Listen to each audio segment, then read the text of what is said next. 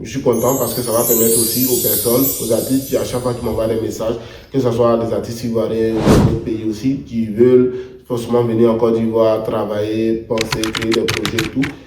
Aujourd'hui, je me dis, il y a un espace pour eux, il y a un cadre adapté pour eux pour pouvoir travailler. Donc on cherche aussi des galeries, des mécènes ici en Europe, un peu partout dans le monde. Quand même, il y avait ces enfants aussi de ces quartiers-là qui jouent avec ces déchets-là. Comme on sait en Afrique, malheureusement, il n'y a pas le tri des déchets. On jette n'importe comment et souvent n'importe où. Et je me dis, d'abord, je étant encore étudiant et tout, donc il fallait vraiment essayer de faire quelque chose. Donc moi, je me suis dit, le téléphone, c'est l'outil qui est le plus proche de l'homme, l'outil indispensable à la vie. Donc aujourd'hui aussi, on parle de réchauffement climatique, on parle de tout ce qui est pollution et tout ça. Donc voilà, lui dit, une œuvre d'art à telle valeur. Lui, son besoin, c'est de comment payer son salaire de riz, comment manger, comment payer ses factures et tout. C'est pas son problème. Donc je pense que déjà, ça part déjà de l'éducation. Donc aujourd'hui, dans les écoles maternelles, moi j'anime beaucoup d'ateliers dans les écoles maternelles. Donc ces enfants-là, déjà, comprennent la valeur d'avoir un professeur ou un artiste qui vient animer des ateliers. Donc ils s'intéressent beaucoup à ça et ils vont grandir avec ces valeurs-là. Aujourd'hui, on va faire des ateliers d'affaires. Moi, bon, j'ai vécu des choses, mais moi, franchement, je ne suis pas comme ça. Moi, je ne m'explique pas comme ça. Moi, j'ai vécu des choses un peu trucs, mais je me dis, là, c'est le moment et c'est ce que je vois qui m'inspire. Donc, après, quelque part, c'est que si je travaille une période un peu compliquée, ça se sent aussi dans la façon de travailler.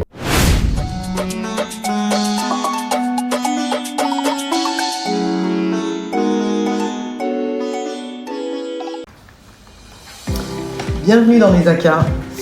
Mesaka qui signifie construire la maison, bâtir la maison en Morée.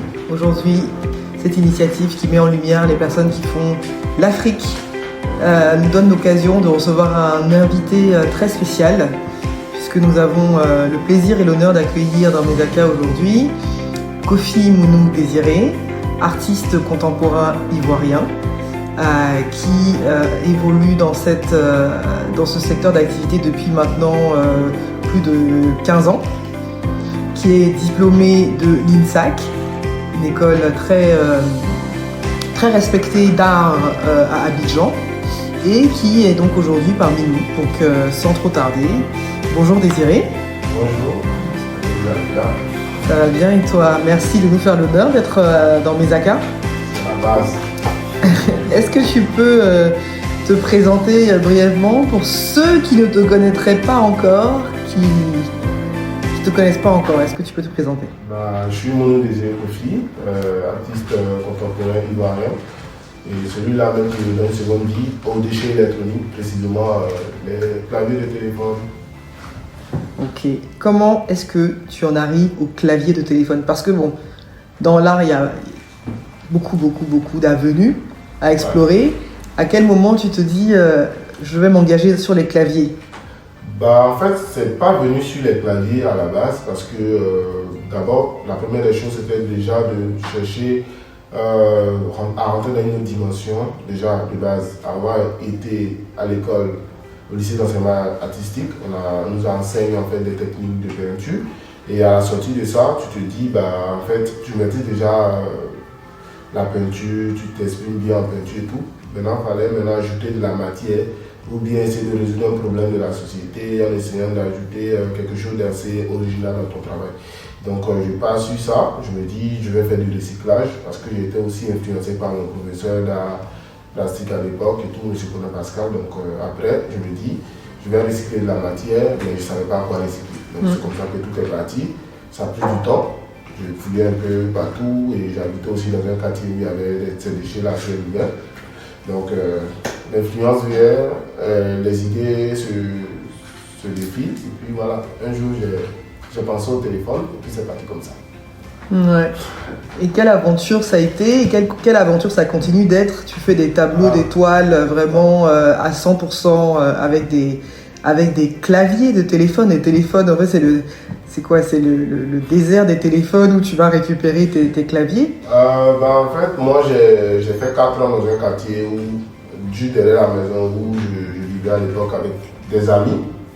Il y avait un gros tas d'ordures là, donc le fait d'aller à l'école tous les jours passer là et tout, donc je me dis, quand même, il y avait ces enfants aussi de ces quartiers-là qui jouaient avec ces déchets-là. Comme on sait en Afrique, malheureusement, il n'y a pas le tri de déchets.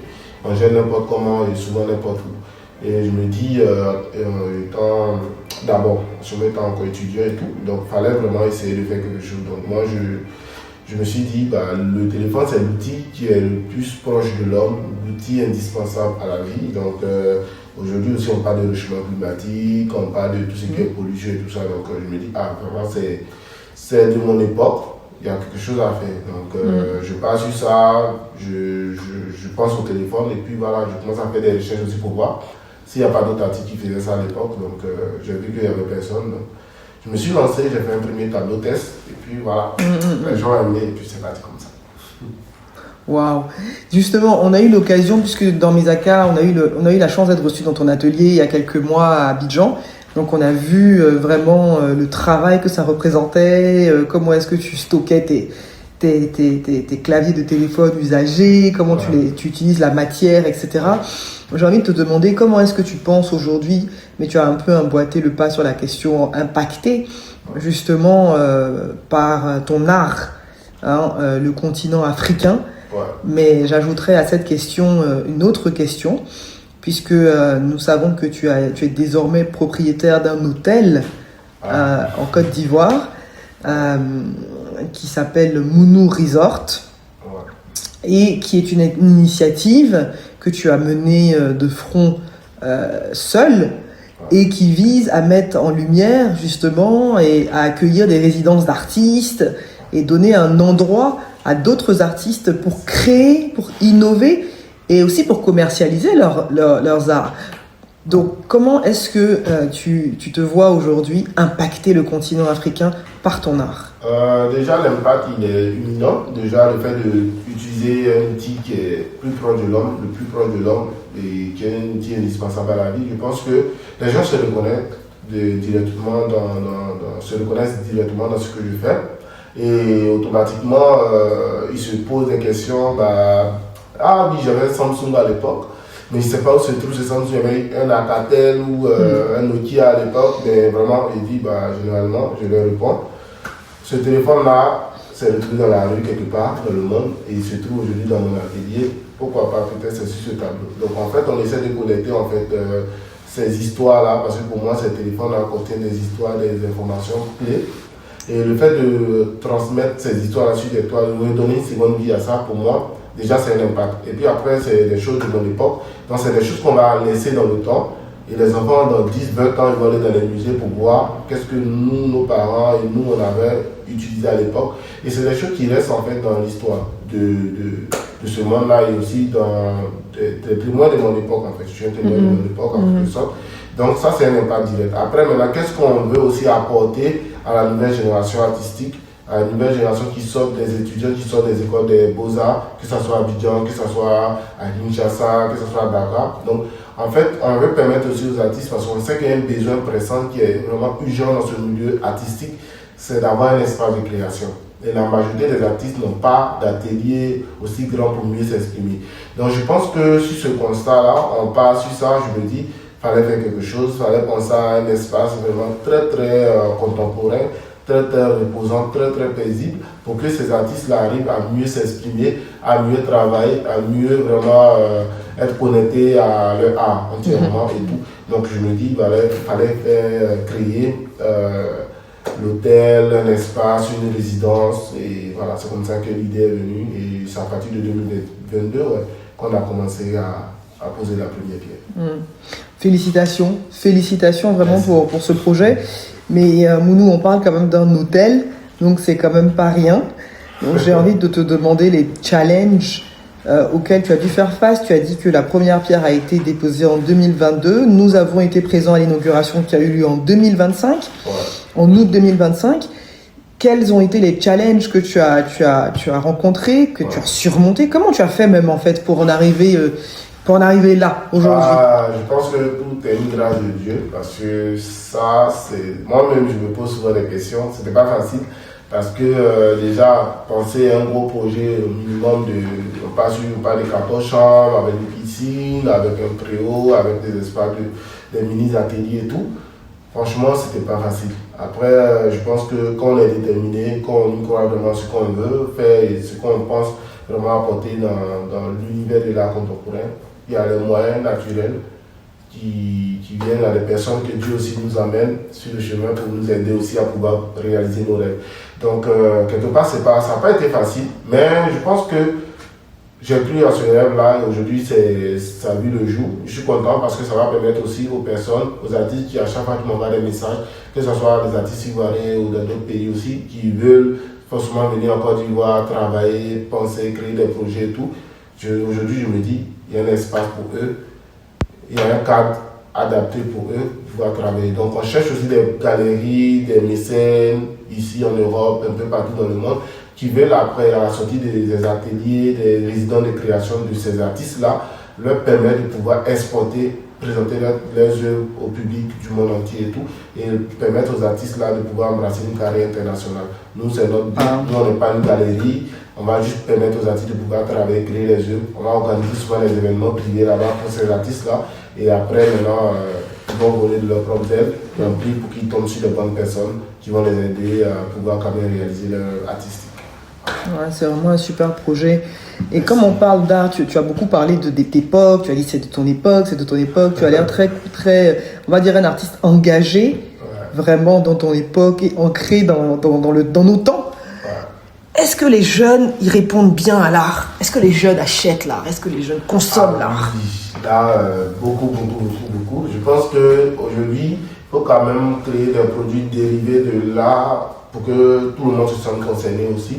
Quand je parle de produits dérivés, par exemple, tu vois, les gens qui n'aiment pas peut-être des tableaux, mais qui aimeraient avoir leur portrait dans leur salon, leur portrait de leur femme, leurs enfants, ou bien un portrait familial et tout. Donc, c'est des gens, peut-être, ne sont pas vraiment attirés par des tableaux classiques.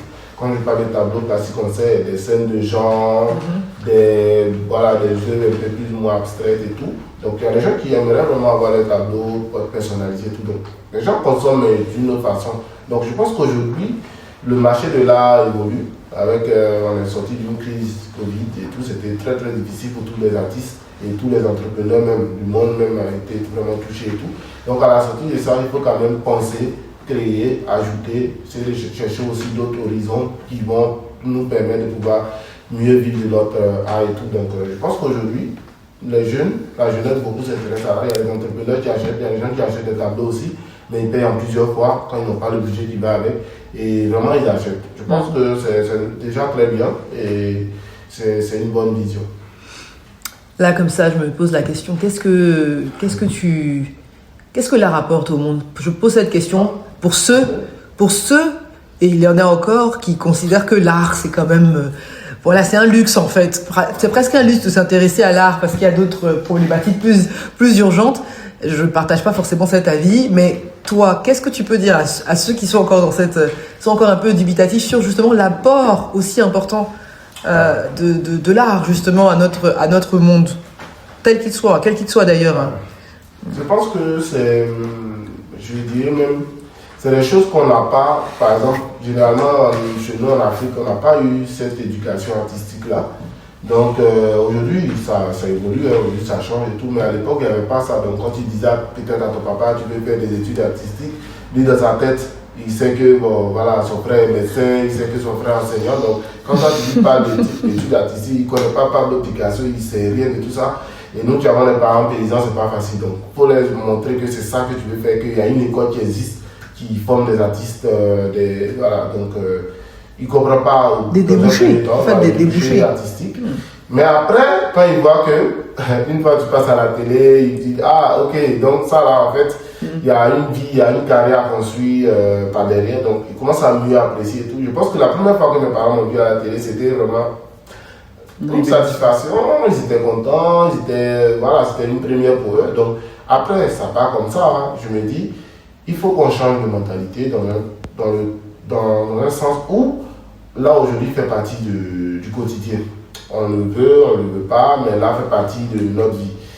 Donc, que ce soit tout ce qu'on porte, voilà, il faut que un styliste pense et crée. Même les meubles, les maisons, l'architecture, l'art culinaire, voilà. Là, vraiment fait partie de de notre vie et on vit même sans savoir que nous-mêmes, quelque part, on est artistes. Même l'aménagement aussi, c'est pas tout qu'on doit mettre chez soi, c'est pas tous les boulots aussi qu'on va étudier à la maison, même à la médecine aussi, tout ça, ça intervient. Donc, je pense qu'on est artiste, on vit dans un monde très artistique, mais souvent on ne se rend pas compte. Et le fait de pouvoir consommer, acheter des œuvres d'art aussi, c'est pouvoir aussi contribuer aussi au développement culturel aussi, et aussi faire la promotion aussi de nos talents et tout. Aujourd'hui, tout le monde, voilà, les gens vont dans les musées parler des œuvres de Van Gogh, Picasso et tous ceux qui vont avec et tout. Donc, après, si nous, on a comment on appelle même, nos artistes aussi qui ont marqué l'époque, voilà, donc, pourquoi avec Christian Latier et tout, aujourd'hui, c'est des gens qui ont vraiment laissé l'empreinte dans l'univers de l'art contemporain africain, dans l'art contemporain même du monde même et tout, mais combien de personnes connaissent ces personnes-là? Combien d'Africains, je dirais même, qui s'intéressent à ces artistes-là? Donc, il y a beaucoup de choses. Je pense qu'on doit se pencher sur ça et puis aussi nos ministères et tous ceux qui aiment là doivent aussi pousser les artistes là. Et c'est pour ça que moi j'ai pensé à créer un espace pour aider aussi des artistes pour pouvoir quand même s'exporter et présenter quelque chose de bien. Franchement, c'est une belle initiative. On a eu l'occasion de voir vraiment de nos yeux. C'est vraiment du très très bon boulot que tu as fait. Donc bravo pour ça. Et j'ai envie de te demander aussi, parce que tu es quelqu'un, comme j'ai dit tout à l'heure, de très engagé, très conscient, ce qui peut te marquer, une citation, un proverbe, quelque chose voilà, qui te suit, qui t'accompagne et qui te permet aussi peut-être de pouvoir te réaliser. Parce que tu l'as dit, tu as eu beaucoup de challenges. Après, bon, pas de citation en tant que telle, mais moi je sais une chose, c'est que ma mère m'a dit cette phrase-là quand je devais venir à Abidjan pour étudier à l'école des arts et tout, à l'INSAC. Elle m'a dit, tu ne peux que compter sur toi-même. Donc, tu sais très bien qu'il n'y a pas d'homme, qu'il n'y a pas de temps, qu'il n'y a pas de grand frère qui va peut-être te propulser pour que tu puisses aller plus loin. Donc, marche sur le droit chemin, fais des choses bien. Parce qu'il n'y a personne derrière qui va venir te sortir de problème. Par exemple, chez nous, on peut demander si je suis dans la direction du banc, ça veut dire que tu fais des bêtises. Il n'y a personne qui va venir me recoller par derrière. Donc, cette phrase est restée dans ma tête. Et je savais comment marcher, je savais comment aussi créer des connexions, des contacts, garder des contacts, entretenir des contacts. Et je pense que c'est de bouche à oreille et que les choses sont parties comme ça. D'ailleurs, mon premier voyage que je devais venir exposer en Europe, c'était des gens que je connaissais aussi qui ont cotisé pour mon billet. Donc, c'est des petites histoires comme ça, des petites choses, ça marque en fait tout parce que c'est pas des gens de ma famille forcément qui ont cotisé pour ce voyage-là, mais c'est des gens que la vie m'a fait rencontrer ces personnes-là. Aujourd'hui, c'est une grande famille, une communauté même. Donc, je pense que c'est des choses, des petites choses comme ça qu'on n'oublie jamais. Ça marque la vie. Ouais. Ça doit être quand même difficile d'arriver seul à Abidjan, tout seul, de ne pas avoir quelqu'un vers qui se reposer et en plus de poursuivre l'art. Ouais. En fait, moi, déjà, à l'école primaire, je dessinais tout le temps dans mes cahiers, dans mes livres, dans mes cahiers, tout ça. Et quand je suis parti à l'école, au lycée, au collège d'abord. Au collège, j'étais l'un des meilleurs dessinateurs de l'école. Donc après, forcément. Je savais qu'il y avait quand même quelque chose que je maîtrisais que les autres ne savaient pas faire forcément à l'époque et tout. Donc j'ai eu un professeur aussi qui m'a dit, écoute, il faut que tu rentres dans une école d'art à Abidjan. Moi, je ne savais pas que ça existait vraiment. Parce que quand tu es loin, à Bio, quelque part, au fond de la Côte d'Ivoire là-bas, c'est pas évident que tu sois connecté. En ce moment aussi, on n'avait pas portable aussi. En tout cas, moi, je n'avais pas de téléphone, donc je ne savais pas vraiment tout ce qui se passait. Donc quand tu arrives à l'INSAC, pour toi, c'est un rêve, quoi. Tu te dis, mais attends, là, je suis dans le monde de l'art, je découvre des gens qui font la même chose que moi. Donc, c'est incroyable. Moi, la première fois que je suis rentré à l'INSAC, j'ai coulé des larmes, c'était impressionnant. Je me dis, mais c'est trop beau, il y avait des yeux un peu partout, des sculptures, c'était impressionnant. Et je me dis, voilà, je suis chez moi maintenant. Donc là, c'est là que tout va commencer. C'était en 2011, je pense, ouais. Et voilà, je suis rentré, j'ai passé le concours, ça a marché, et puis voilà. Le reste a passé à l'histoire. C'est ça. Et j'ai envie de recentrer un peu la discussion sur l'art africain. Tu as parlé d'art contemporain africain, tu as parlé du manque de structure, du fait que peut-être que les ministères, les organisations doivent être beaucoup plus présentes pour accompagner justement les jeunes qui veulent poursuivre, embrasser ce type de carrière. Qu'est-ce qui, selon toi, manque aujourd'hui? Si on devait citer 3 ingrédients à l'Afrique et plus particulièrement à l'art contemporain africain. Ouais. Qu'est-ce qui manque pour que ce continent-là puisse justement faire émerger vraiment des talents qui vont eux aussi se réaliser et devenir demain les prochains Van Gogh, comme tu as cité, Picasso, etc. Je pense que déjà, moi, je pars sur le contexte de ce que je maîtrise, parce que moi, j'ai fait l'école des beaux-arts et je connais les réalités en fait. Quand tu finis la formation artistique, surtout quand tu choisis la peinture, quand tu finis, soit tu deviens professeur de peinture, ou bien soit c'est mort. Il n'y a pas autre chose, il n'y a pas d'autres débouchés et tout. Donc, toutes les personnes que moi je connais, 80% des jeunes très talentueux qui sortent des écoles des beaux-arts, qui ont passé le concours d'enseignement, ça n'a pas marché, ils sont restés comme ça. Soit ils essaient de faire des tableaux, après, c'est pas évident que ça marche. Donc, après, il y a le découragement, il faut quand même payer le loyer, il faut avoir un espace pour travailler, il faut payer le matériel. Donc, quand ça n'arrive pas à avancer, ce qui fait mal même, c'est les femmes. Et beaucoup d'artistes que moi je connais, que j'encadre même, et tout, elles ont eu le master 2 en peinture, elles ont passé le concours d'enseignement, ça n'a pas marché, et elles sont restées là comme ça. Voilà, donc d'autres n'ont pas les moyens de pouvoir payer le matériel pour commencer à peindre, pour continuer à peindre et tout, et d'autres sont restés là. Donc nous, par exemple, par derrière, nous, on veut quand même permettre aux artistes là, qui sortent des écoles là, de pouvoir avoir la chance, je dirais même d'avoir aussi un espace pour pouvoir créer, travailler. On va mettre le matériel à disposition pour que les artistes arrivent à travailler. Puis par derrière, on prie de tomber sur les gens. C'est pour ça que je disais que si le ministère peut aussi accompagner les artistes qui sortent. En fait, déjà créer je pense que créer des fonds pour pouvoir quand même permettre aux artistes qui sortent. Quelqu'un qui a fait une formation, qui a eu un diplôme à la sortie de l'école des beaux-arts, doit avoir quand même, je pense que doit être enregistré quelque part, ou même on peut par exemple le soutenir par exemple pour dire voilà, ça n'a pas marché, mais on prend les meilleurs, on peut faire passer un test, on prend les meilleurs, puis à la fin du mois on leur donne quelque chose pour pouvoir leur permettre de pouvoir autofinancer leur création et tout par derrière. Maintenant, si la Côte d'Ivoire doit s'exporter pour aller présenter les œuvres dans n'importe quel pays, on invite ces artistes-là, ils sont à disposition de l'État et ils représentent le pays à l'international. Donc tous ces artistes-là sont des écoles de beaux-arts, ils sont enregistrés, on leur donne, ils disent n'importe quoi, 1750 € chaque mois, 100 000 francs, ça leur permet de pouvoir non seulement peut-être payer le matériel et puis pouvoir travailler. Ils sont enregistrés, ils sont, et tout, ils ont une carte et tout. Et puis après, à chaque fois qu'il y a des événements, il y a des foires, il y a des jeux de francophonie et tout ça, tout ce qui va avec, ils sont là, ils sont disponibles pour représenter le pays. Et je pense qu'il y a certaines choses qu'on peut faire. Et nous-mêmes, les artistes, nous, on voit les réalités, on voit ce qui se passe. C'est pas facile. Si tu vas attendre que le ministère ou bien certaines personnes, c'est pas facile. Donc toi-même, tu dois te battre, te faire un nom à l'international pour que par derrière, on ait l'accompagnement qui va avec. Je sais qu'il y a beaucoup d'efforts qui se font, je ne vais pas cracher dessus, mais il y a encore beaucoup de choses qui manquent. Et quand nous, on est derrière, on voit qu'il y a des gens qui étaient très talentueux à l'école des beaux-arts, ils sont sortis là. Et puis après, tu vois, ils sont devenus vigiles, ils travaillent dans des boîtes, n'ont rien à voir avec leur formation. C'est un peu dommage. Bon, là, tu as cité 2 ingrédients. Ouais. J'ai demandé 3. Tu as dit, du coup, accompagner en créant, par exemple, un espèce de suivi de ceux qui n'auraient pas été retenus ou qui n'auraient pas pu peut-être poursuivre leurs études pour qu'ils puissent s'autofinancer. Les faire participer aussi à des foires, etc., pour leur donner une exposition, une visibilité. Est-ce qu'il y a autre chose, quelque chose de plus mental que peut-être tout le monde peut faire en Afrique, pas forcément propre au gouvernement, mais même aux autres, aux populations qui puissent peut-être faire quelque chose pour l'art aussi? Est-ce qu'il faut encourager les gens à acheter davantage l'art local? Est-ce qu'il y a des choses comme ça, des initiatives comme ça, ou non? Il vaut mieux que ce soit quelque chose qui soit en fait, naturel. là, nous les Africains, on n'a pas la même façon de voir là et tout. Donc, tu dis la population, c'est pas évident. Par exemple, tu es dans un quartier et tout, tu vas dire à quelqu'un, tu vois un tableau, dis même 15-20 €, il va te dire, il ne peut pas payer ça. Nous, on a déjà fait le test, on a déjà essayé. Des gens comme ça dans les petits quartiers, on leur demandait, par exemple, on leur proposait 15 € et puis un tableau de Mounou. Le gars dit, il préfère les 15 € parce qu'il va faire quoi avec le tableau?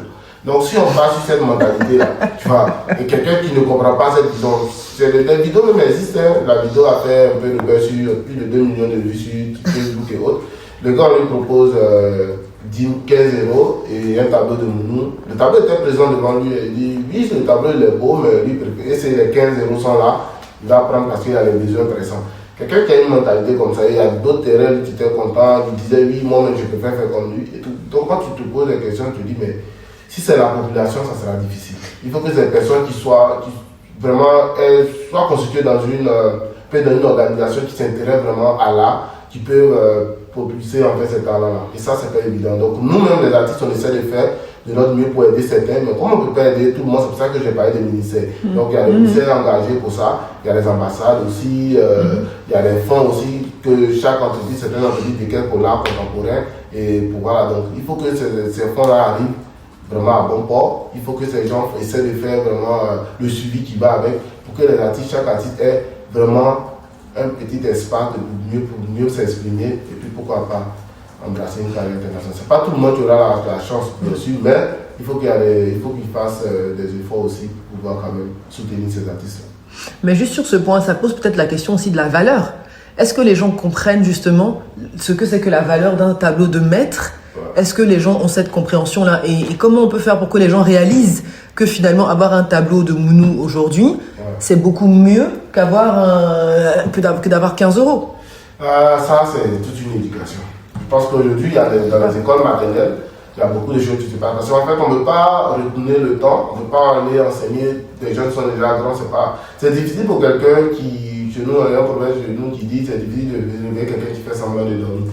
Donc, quelqu'un qui est déjà grand, qui a cette mentalité-là, tu vas beau lui parler, lui dire une œuvre d'art à telle valeur. Lui, son besoin, c'est comment payer son salaire de riz, comment manger, comment payer ses factures et tout. C'est pas son problème. Donc, je pense que déjà, ça part déjà de l'éducation.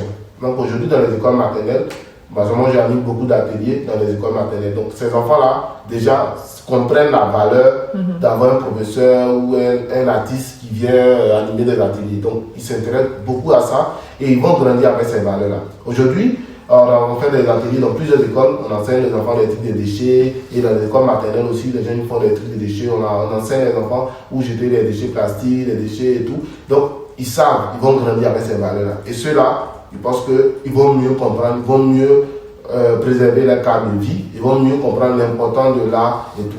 Aujourd'hui, je pense qu'avec les réseaux sociaux aussi, il y a certains qui comprennent, il y a d'autres qui refusent de comprendre.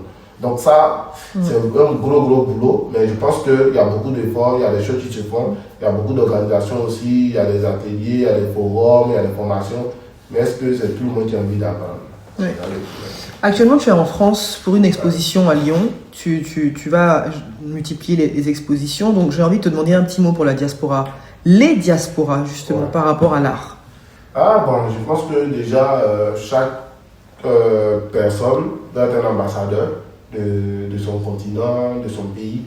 Par exemple, tu peux être burkinabé et tout, forcément tu connais des artistes burkinabés aussi qui ont besoin de se faire connaître. Même si tu organises des petites activités chez toi à la maison avec tes amis, forcément, de bouche à oreille, ça va permettre aux artistes-là de pouvoir quand même avoir un public ici, ou bien pouvoir vendre aussi, pouvoir quand même autofinancer leur création. Okay. Donc, que tu sois ivoirien ou pas, mais tu connais des amis artistes et que tu peux leur permettre aussi de pouvoir quand même avoir un peu, donc en achetant un tableau pour les encourager, les soutenir aussi, et aussi parler d'eux autour de toi. Donc ça, c'est des choses qui ne demandent pas grand-chose. Donc souvent aussi, quand tu vas au pays, tu peux faire venir 1-2 toiles de ces artistes-là, n'ont pas la chance de pouvoir quand même venir ici.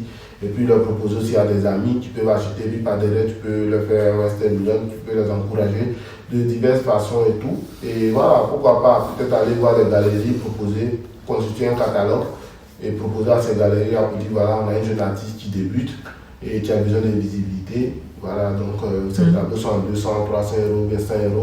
Ça peut être aussi un moyen de pouvoir faire la promotion de l'art aussi. Et ça ne demande pas beaucoup de moyens, c'est juste le métro, puis aller sur internet, taper les noms des galeries dans sa commune, puis aller. Donc il y a beaucoup de choses qu'on peut faire pour la diaspora et aussi il faut toujours aussi valoriser nos talents et leur donner la visibilité. Wow, beaucoup de partage, beaucoup de leçons en tout cas. Merci de nous avoir donné ta vision sur tout ça. Notre dernier invité a laissé une question, comme c'est l'habitude chez Mesaka, sans savoir que c'est toi qui allais être sur le fauteuil brûlant. Donc je te pose la question, c'est la suivante. Est-ce que tu vis par rapport à ce que tu as vécu dans le passé, ou alors tu vis par rapport à ce que tu aimerais faire dans l'avenir? Je prends la question. La question, c'est une question piège. Est-ce que tu vis par rapport à ce que tu as vécu dans le passé? Est-ce que dans ta manière de vivre, tu es ancré dans le passé ou est-ce que tu es concentré sur l'avenir? Ah, bon, quand c'est passé, c'est passé. Voilà.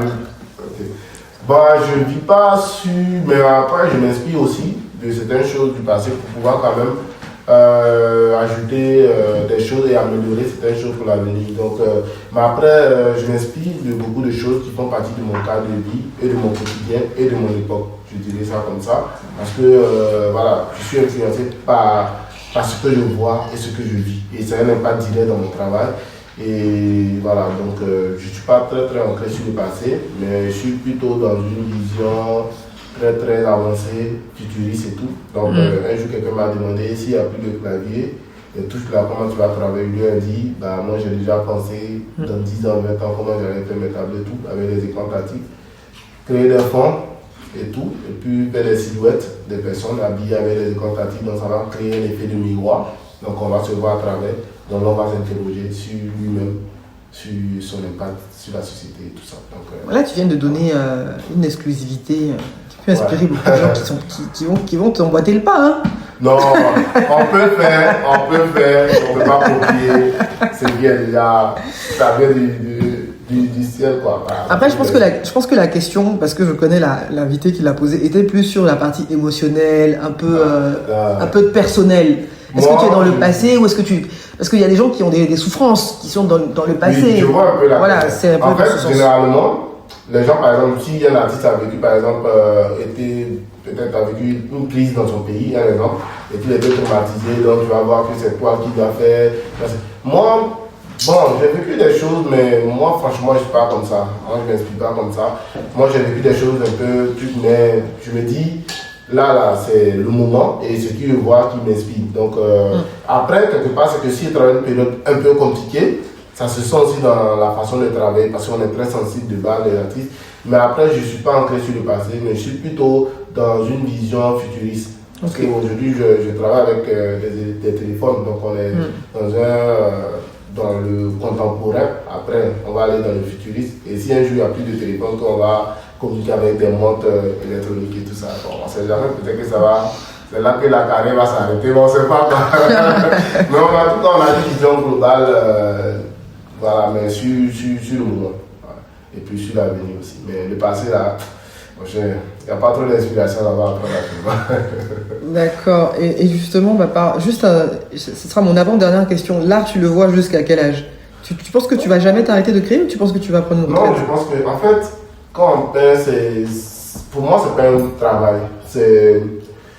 En fait, c'est une passion qu'on vit, donc je me sens pas en train de travailler. Et ce que j'aime beaucoup dans le milieu là, c'est que moi-même de base, j'aime pas des trucs carrés, j'aime pas le monde carré. C'est pour ça que je pense que Dieu a fait que je sois artiste aussi, parce que j'aime vraiment vivre, découvrir, profiter. Donc, je fais des tableaux, je m'inspire, je travaille. Ça me permet de pouvoir voyager, rencontrer des gens, voir d'autres choses, échanger, voir d'autres cultures, s'intéresser à d'autres choses.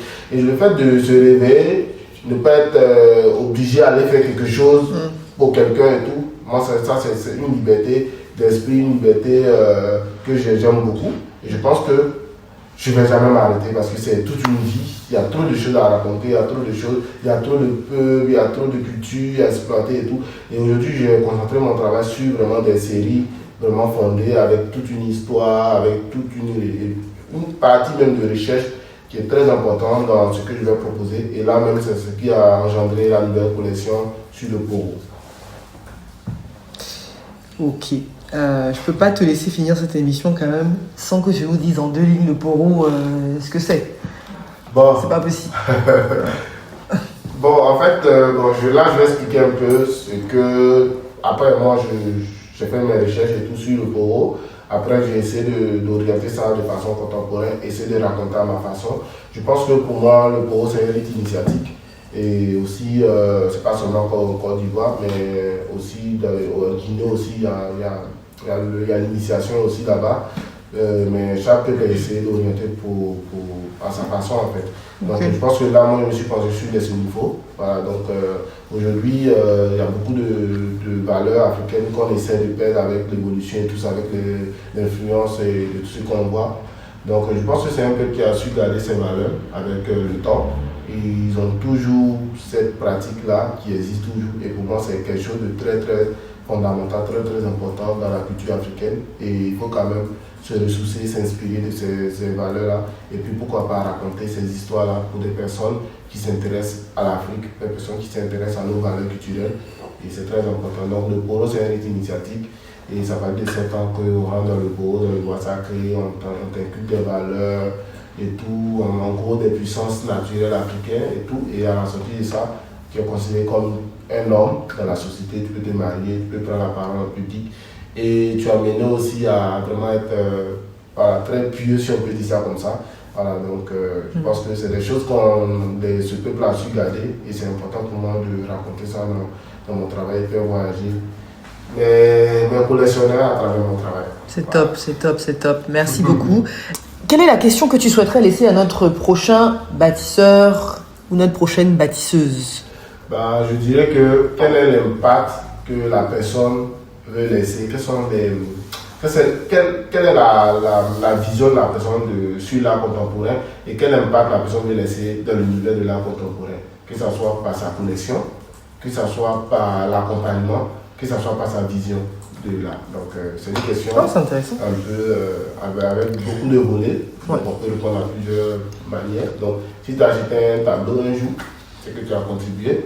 Si tu as encouragé un artiste à pouvoir exposer dans une galerie, tu as contribué. Et quel est l'impact vraiment que tu veux laisser dans l'univers de l'art contemporain? Et qu'est-ce que les gens doivent retenir de toi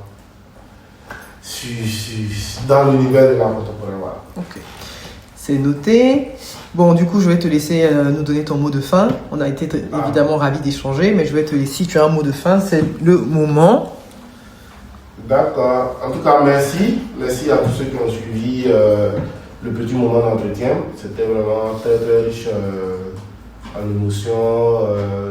Et puis, c'est une façon aussi. Bon, on n'avait pas prévu, on n'avait pas préparé les questions en avance, donc on a essayé de répondre sur le truc. Mais en tout cas, merci d'avoir suivi l'émission et j'espère que ça vous a aidé, ça vous a permis de pouvoir comprendre aussi quelque chose.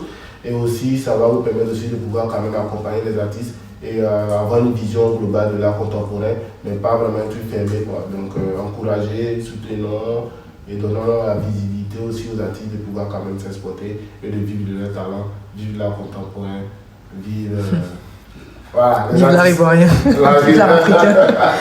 Merci beaucoup Mounou d'avoir, pour cet échange qu'on a eu. Merci pour ta transparence, ton ouverture. Tu as été vraiment sans langue de bois. Merci beaucoup pour tout ce que tu as bien voulu nous partager. Merci, en tout cas, on a passé un très très bon moment. Merci aussi de nous avoir ouvert tes portes. C'est la troisième fois. On a eu l'occasion. Donc en fait, cette interview va être la suite de nos précédents échanges.